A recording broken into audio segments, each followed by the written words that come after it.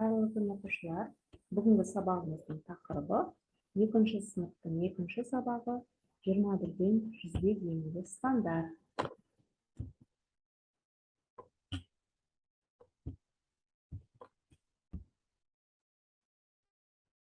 Бүгінгі сабақта 21-ден 100-ге дейінгі сандарды жазуды, оқуды және салыстыруды үйренетін боламыз. Бірінші тапсырмаға назар аударайық. Бірінші тапсырма бойынша 2 қабаттан тұратын мектепте 30 кабинет бар дейді. Шарты құрайық. 2 қабатта 30 кабинет бар. 10 кабинет бірінші қабатта орналасқан. Бірінші қабатта 10 кабинет бар.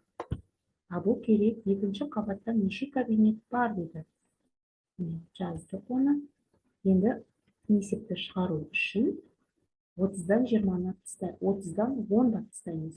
Сонда 20-ға тең болады.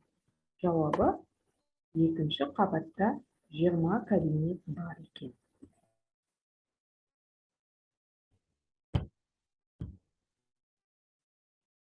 Келесі тапсырмамыз ондықтарды тура және кері ретпен жазуды. Бізде алдымызда координаталық сәуле салынған. Осылай салынған бізде координаталық сәуле деп аталады. Мына жерде 0 деген координаталық сәуленің бас нүктесі және былай қарай бізде оң сандары. Координаталық сәулені санаған кезде тура жолмен жүрген болсақ, ол бізде тура реті деп аталады. Және осы тураға кері бізде кері реті деп аталады. Енді тура ретпен санайтын болсақ, 10, 20, 30, 40, 50, 60, 70, 80, 90, 100 болады. Бұл тура реті. Енді кері ретпен санасақ, 90, 80, 70, 60, 50, 40, 30, 20, 10 болады. Бұл ондықтардың тура және кері ретпен саналған түрі болады. Келесі есеп. Сандардың моделін қарастыр. Сен 20-ға дейінгі 2 таңбалы сандарды және толық ондықтарды білесің. Енді қалған 2 таңбалы сандармен таныс бол дейді. Бұл жерде қарап отырғанымыздай 23, 25, 43 деген бұлар санның аталуы екен. Ал санның жазылуына мән берсек, 2 және 3 болып тұрады.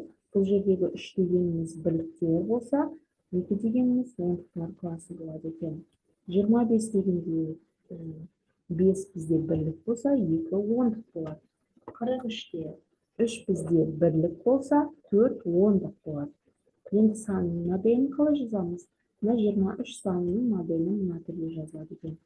Бұл жерде бірінші қатарға 10 шарик, екінші қатарға 10 шарик, үшінші қатарға 3 шарик жаздық. Сонда мына екеуін біз 10-ды 10-ға қоссақ 20, оған 3-ті қоссақ 23. Сонда оны осылай 10-10 бөліктен бөлсек, ол кезде бізге санау оңайырақ болады екен. Сол үшін санның моделі жазылады. Мына жерде мысалға 43 санның моделі жазылған. Бұл жерде 10-10-нан 4 қатарға жазылған. Яғни мынаны біз 40 деп оңай санай аламыз. Ал 3-ті қоссақ 43 болады. Кез келген санның моделін балдар осы түрде жазып үйренсек болады. Келесі 4-ші тапсырма. 4-ші тапсырмада 10, 20, 30, 40, 50, 60, 70, 80, 90 сандарының көшелерін ата дейді.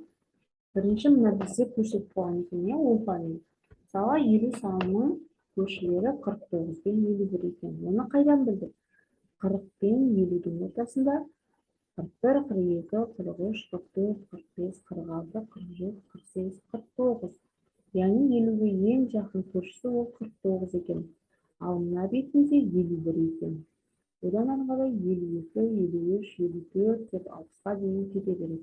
Мысалға 30 санының көршісі 29 пен 31 екен. 20 санының көршісі 19 пен 21 екен. 60 санының көршісі 59 пен 61 деп міне осы түрде жазып көрсетеміз. Келесі 5-ші тапсырма.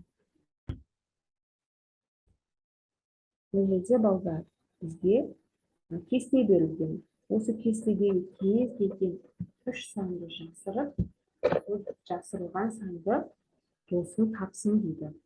Бұл үшін мысалға мына түрге, мысалға мына 75 санын жауып тұрсаң, бұны 75 екенін жанындағы көршілері арқылы табуға болады. Себебі 74 пен 76 ол 75 санының көршілері деп оңай табуға болады. Сонда мына жерде 75-тің жасырынған көршілері арқылы табады екенбіз. Мысалға, 46 санының көршілерін табатын болсақ, 46-ның көршілері ол 46 саны, оның жанындағы көршілері арқылы табамыз. Яғни 45 пен 47-нің ортасында 46 орналасқан. Тағы 27-ні жабатын болсақ, көршілері 26 мен 28. Сонда көршілері арқылы бұл жердің 27 екенін оңай түрде табуымызға болады. Келесі тапсырма. Есептеп шығар дейді. Бірінші сыныпта 50 оқушы бар. Сразу шартты жазамыз. Бірінші сыныпта 50 оқушы бар. Ал екінші сыныпта оған қарағанда 20 оқушы кем дейді. Мына екінші сыныпта мынау 50-ге қарағанда 20 оқушы кем екен.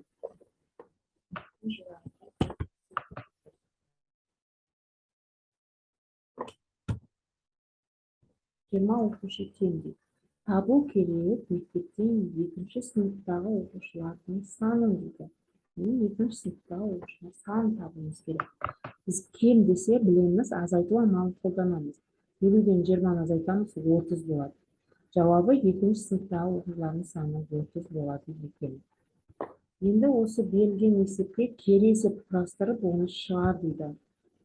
Балдар, кері есепті біз жауабынан жоғары қарай жүреміз. Сонда екінші сыныпта 30 оқушы бар. Кері жазып жатыр. Ал бірінші сыныпта осы екінші сыныпқа қарағанда 50 оқушы артық дейді. Мына жерде кем деп алған едік, енді артық деп аламыз. Табу керек бірінші сыныптағы оқушылар саны.